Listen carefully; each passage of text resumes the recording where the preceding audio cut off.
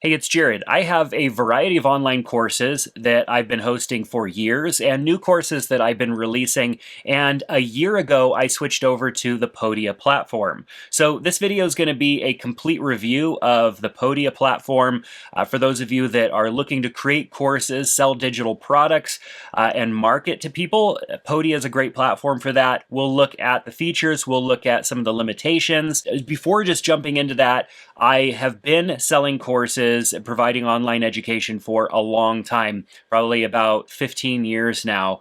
And I was on the Teachable platform for a very long time. And then I switched over to a custom site that I built in WordPress with a LMS plugin that allowed me to add course functionality and sell courses on my website. I ended up switching to Podia, not because I was looking, but because I had some issues with the video host that I was using on my WordPress site.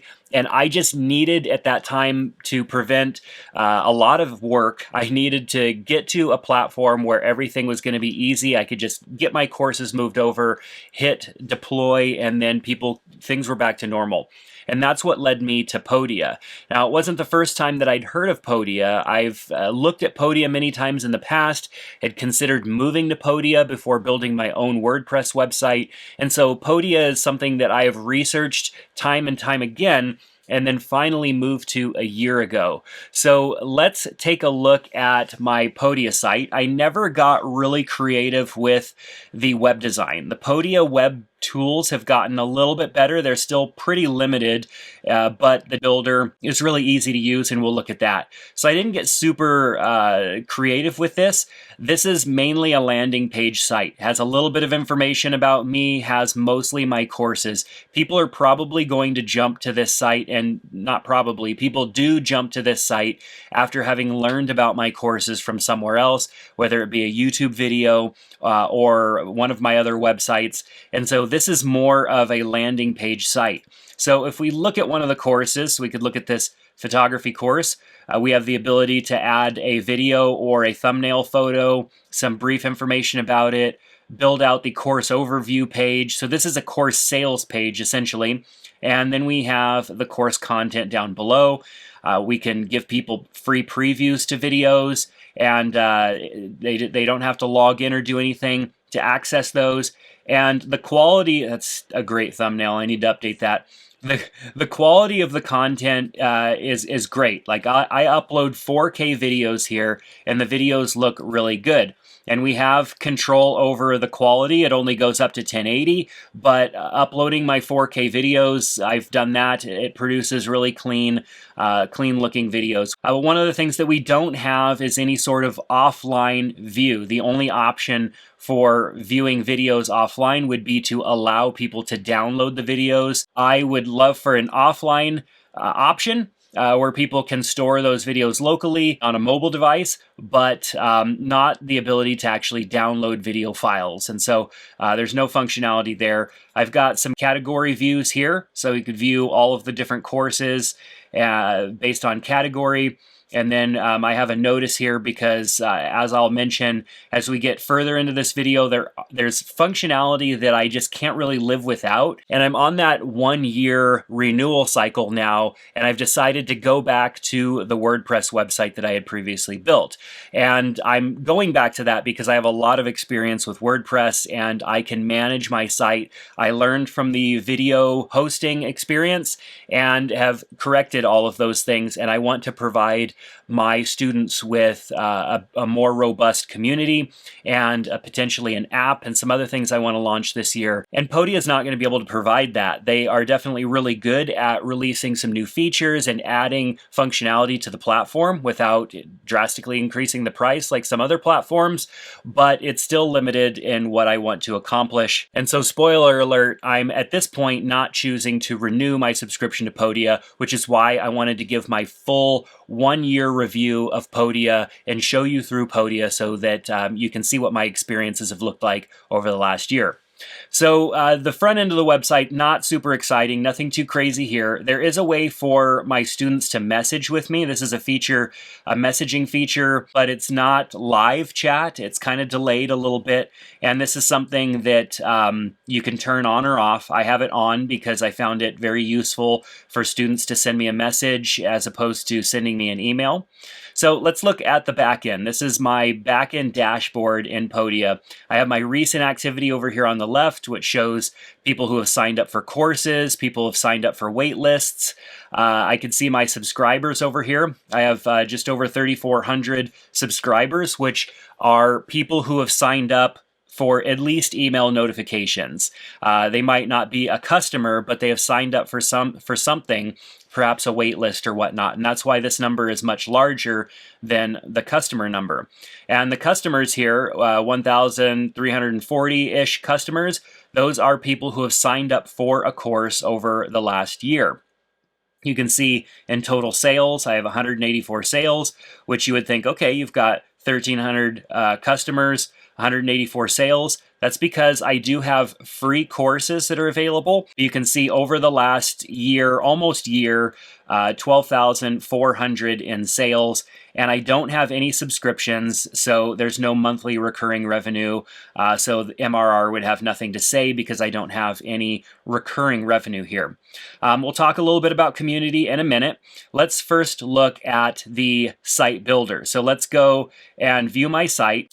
We obviously already looked at that. That's my home page, but I can go and choose edit site and I could edit all of my pages.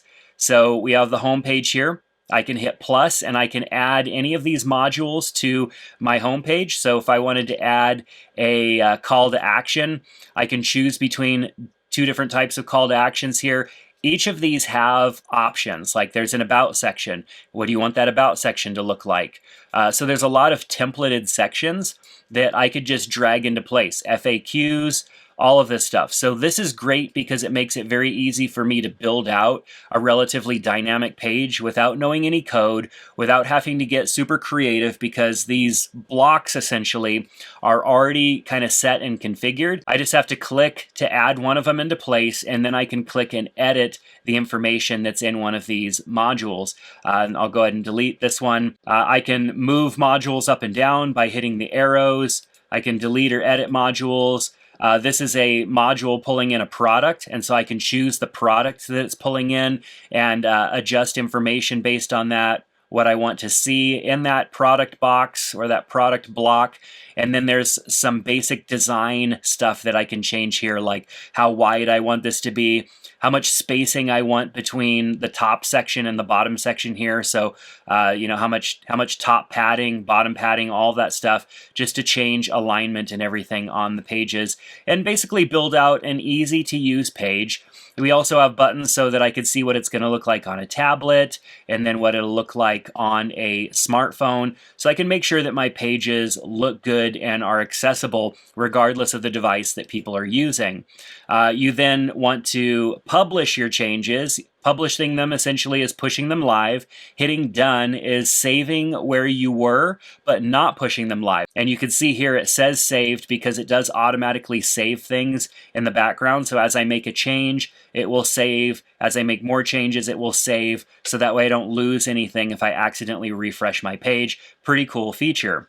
So very nice page builder. It is limiting. It is pretty limiting. You can use custom HTML if you want, but it's a bit tricky and sometimes it doesn't always react like I would want it to. So I just simply never deployed any custom HTML to make my pages look any different.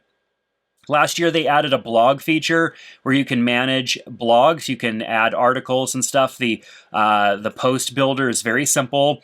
I didn't set up a blog on here, so the first thing you would want to do is set up a blog. I wasn't going to use this Podia site as my complete website, so I never went and set up the blog section, but I did explore it for a little while and then removed it because I thought, well, maybe I want to use it, but I decided I would rather keep my other websites for blogging and and use Podia just for my courses.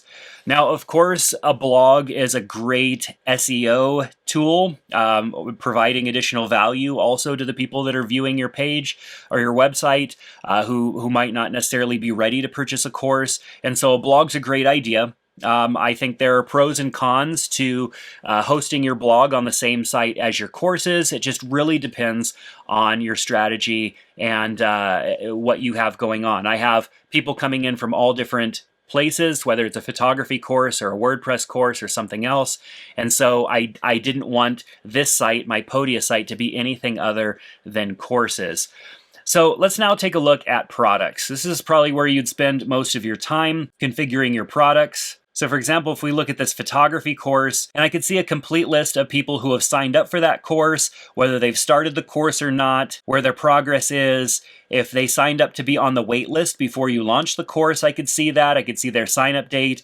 And if there is a start and expiration date on the course, because you can set that kind of information if you are deploying a course at a certain time, perhaps for a cohort, and you want that course to deploy at a certain time and then expire at a certain time, or people have to complete the course within a certain amount of time. There are features for that, which is great. And you can set that up in the limit section right here.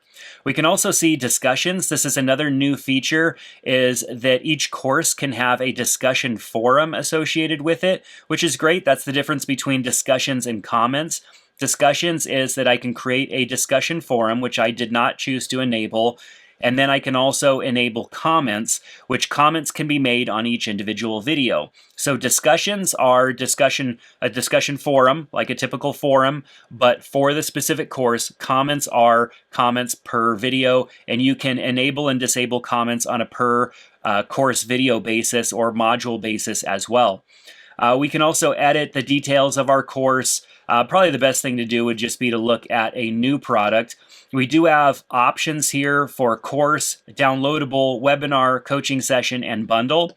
I've used all of these but webinar.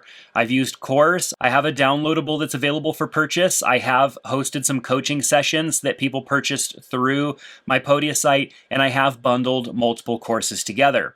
So let's just call this test course and hit create product.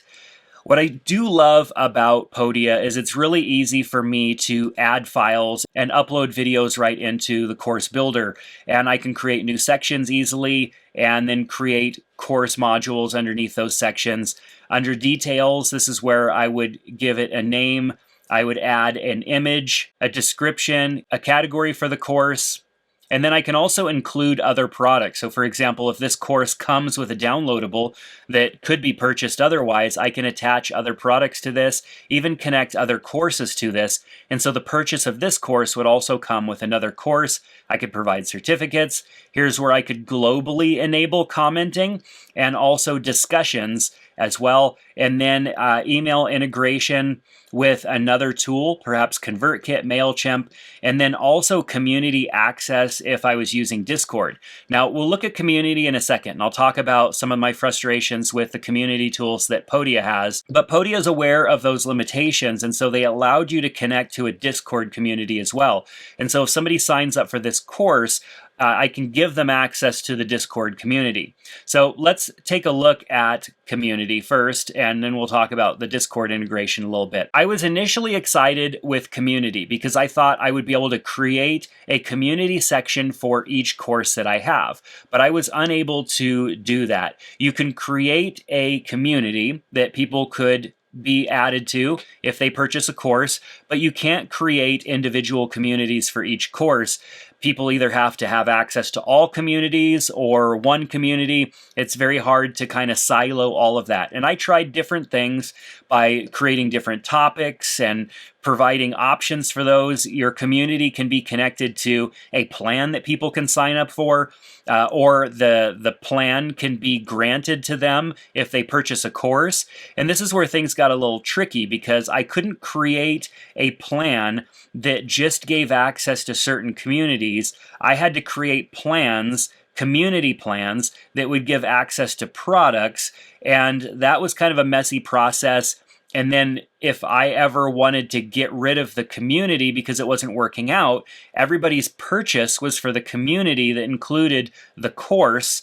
not the other way around. And so I was afraid to really dive too deep into this because of the implications of potentially wanting to get rid of the community because of its lack of features. Now, I'm glad that I did that because the community does lack a lot of features. It's pretty basic. Even Podia themselves, so if you go to community.podia.com, they're not even using their own community tool. They're using something else. And I would have been fine even if I could get this sort of functionality. But this is a whole nother platform that you'd have to pay for.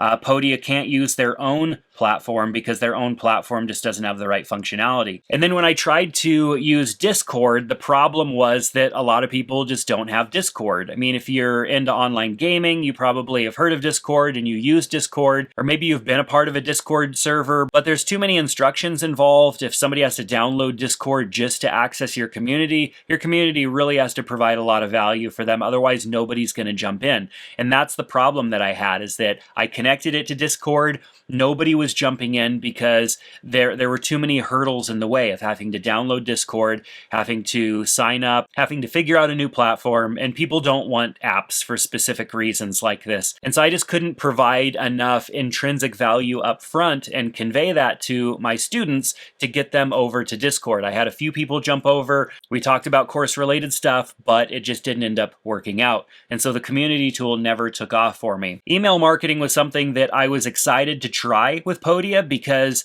they have okay pricing when it comes to email marketing. It's not the best pricing, but it is okay pricing compared to having to sign up for something like ConvertKit or Klaviyo or some other tool like that. And so last year when Black Friday rolled around, I decided to take advantage of their discount and start using email marketing through Podia. So I used email marketing for November, December, January, and a little bit of February so far. And I've sent a handful of emails and they've done okay. I did a Cyber Monday promotion utilizing this, and those emails did okay. They had an okay conversion rate, I guess, not the best, but it definitely got the job done. What I appreciated about it was just how simple it is to use. I mean, if I want to create a new broadcast, I can give it a title, a subject, and then I can choose who the recipients are, and I could segment this out just based off of what is already within my Podia site, which is who are my subscribers, are they, and I could filter that by all sorts of things. I could do that by members or customers, and so depending on what we have, if it's just customers, people who have paid me for something, I can email them. I can email everyone, and I can also filter people out based off of what they have or haven't done, and so that's great. So if I wanted to email everyone that has spent more than a certain dollar amount. I mean, there's so many different filtering options here, and this is hard to manually do with another tool. If I wanted this level of segmentation and I was using ConvertKit, I would have to create all sorts of segments manually, and that would be a very time-consuming process. So it's great that they have this feature, but what they don't have is any sort of email automation that I could utilize within the context of a course. There is the ability to create campaigns, and those campaigns can be triggered based off of some conditions. So you can see here, if we create a new campaign, I can add some entrance conditions, but this is not full automation. I can automate a little bit based on if somebody's added to an audience, joins a community, whatever, exits another campaign, waitlists for a product or something, or tagged with, something like that. But I'm not able to send emails based on their inactivity or activity within my Podia site. For example, if I had a course that I wanted to make sure people get all the way through, and I know there's some hang-up points, I might want to automate some emails to send out to those people along the way. If I had a membership site, I wouldn't want their membership to go stale and then end up being canceled. I would want some automations based on maybe a level of inactivity. If they hadn't interacted in the community or they hadn't watched a video or something like that within a certain amount of time, I would want to send out an email and engage with them, or at least start that process in an automated way. And those are tools and things that I need and want to utilize, and Podia doesn't offer those. And I know they are things that are on their radar because I've been a part of the Podia community, and I've asked questions, and the CEO is very active. There are other people within Podia that are very active in that community answering questions, and I've yet to have somebody say, like, that's not a feature and we're never going to get it. They're very much thinking forward and what features can we add, but some of these features are far off in the distance. And for me, I have to decide, is it worth waiting for those features, or do I check out a different platform or a different possibility that can get me those features now? And so these simple email conditions for creating campaigns is great, but it's not full automation, and full automation is what I would want. So now let's take a look at our audience. We can see all of our users, people that have signed up on our site, and we can see basic information on them, such as how much they've spent, when they were last active, and all of that good stuff. So let you know just how active your site is, and of course you can filter and segment people based off of all of that. But what you can't do is come in here and kind of create your own segments and then save them over to maybe send out an email campaign and start a campaign. And a campaign has to be just that, a campaign. It can't be a broadcast. So I can't set up a broadcast with all of those filtering options and then have that broadcast triggered. So essentially that would be kind of like rules. Like, say, for example, this person here on top hadn't been active in 30 days. I can automate an email out to them. So I could filter these things. I can look and see whether people have or have not done certain things, but I can't turn that into an automation or some sort of campaign that triggers manually, at least not yet. Then I can go over to sales, where I can see my sales. You can see here's the total sales that I've had in the last year based off of how many customers. And like I said at the beginning, there's no MRR, so I don't have any monthly recurring revenue, and there aren't any pending sales or payment plans. It's one thing that Podia does offer is you can charge people full price, or you can set up a payment plan for them. And on one of my courses that was $150, I set up a $50 a month payment plan, and I just don't recommend that you do that, because that means that every month their credit card has to go through. And if you've looked at the economy lately, you know that credit card usage is through the roof these last couple of years. And I had several people whose payments would not go through. And Podia is only going to retry a certain amount of times before it stops trying. And then it's up to you to manually reach out to the customer and pester them for the payment. And then you also have to figure out another way for them to pay you, because the payment is no longer trying to batch, or no longer trying to process. I mean, when it's no longer able to do that, you can't fix that, and you have to figure out another way to get paid. I felt like I just didn't want to bother people, and it was only a couple of people that this happened to. They happened to be only few people who signed up for the payment plan, so I just ended up removing the payment plan. And maybe it would make sense for a longer term, bigger price point. So $1,000 course, $1,000+ course that has ongoing, and things can be taken away if they don't make those payments. That might have been better. What I was able to give is full access to the course, and then hope that they continue to make the payments, and it just didn't happen. So that was a bit of a bummer, but lessons learned. We learn those lessons the hard way, don't we? So looking back here, we also have our notifications. So people who have sent messages through that chat feature that we saw on the front of the website. We have support and Podia community all right here. And we have access to our account, settings, and billing, and all of that good stuff for Podia. So Podia, as far as a platform goes, has become quite a mature platform. In its earlier days, it had a lot less features and was cheaper because of that than other platforms like Kajabi and Teachable. But Podia has continuously built in new features, and I feel like they support their community pretty well.